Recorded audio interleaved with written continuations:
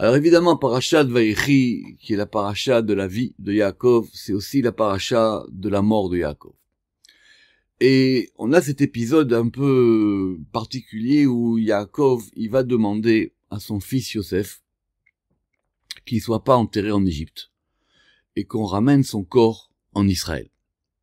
Il y a un très très beau Zohar dans Parashat Vayechi, parce que Dieu il a fait la promesse à Yaakov, il lui a dit, ton fils Yosef, il posera ta main sur tes yeux. Il y a un cours dans le site de Beth Zohar sur YouTube qui explique longuement ce passage du Zohar. Ça veut dire quoi que de mettre la main sur les yeux d'un mort, et c'est pas aussi simple que ça, et c'est quelque chose de très important. Ça veut dire que le flux, il va passer. Quand quelqu'un il meurt, la notion de lui fermer les yeux, c'est pas donné à n'importe qui. Et la personne qui fait ça, il va d'abord permettre au fait que l'œil il voit plus des mauvaises choses de ce monde et qu'il puisse maintenant passer dans le monde d'à côté. C'est un très très beau Zohar. Le cours il est en ligne, vous pourrez le regarder. Mais le Zohar là-bas il pose une grande question, à savoir et une question d'actualité pour tout le monde. Est-ce que c'est aussi facile que ça de déplacer un corps de quelqu'un qui est mort en dehors de la terre d'Israël pour pouvoir l'enterrer en Eretz Israël? Le Zohar, il est très très clair là-dessus. C'est quelque chose qui est pas bien du tout. Le Zohar, il dit, la terre d'Israël, c'est pas une poubelle. Quand quelqu'un, il meurt dans un endroit, sa neshama, elle va partir dans l'endroit où il est. Et le corps, il va rester. Et quand on prend le corps et qu'on va le déplacer dans la terre d'Israël, alors le Zohar, il dit, c'est quoi? La neshama, elle est partie là où la personne, elle est morte.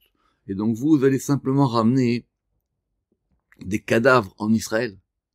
Le Zohar il ramène un verset particulier là-dessus, où il dit effectivement que c'est pas du tout une bonne chose. Il y a une objection qui a été faite au nom de la Gemara, qui ramène le Zohar, qu'effectivement on a dit que pour la résurrection des morts, il y aurait peut-être une facilité pour ceux qui sont enterrés dans la terre d'Israël et ceux qui ne sont pas enterrés dans la terre d'Israël.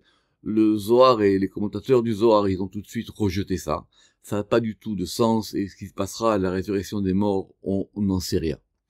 Parce qu'à un endroit où une personne elle est morte, alors évidemment, il y a des cas particuliers. Normalement, la personne elle doit être enterrée là où elle meurt. C'est ce qu'on a vu dans la Torah. Alors la question se pose maintenant, qu'en est-il de Yaakov? Justement, Yaakov, c'est une exception. Et il a demandé est-ce qu'il y a une exception pour lui, à savoir que on ne l'enterre pas en terre d'Égypte. Zohar, il fera remarquer que par exemple, Yosef, on n'a pas enterré son corps, puisque vous vous rappelez que tout ce que Yosef il va demander est-ce que ses ossements soient rapatriés, mais ce sont les ossements, c'est pas le corps.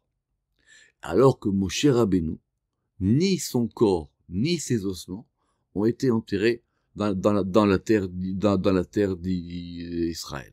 Que ce soit tous pour la vie, Shabbat Shalom pour tout le monde.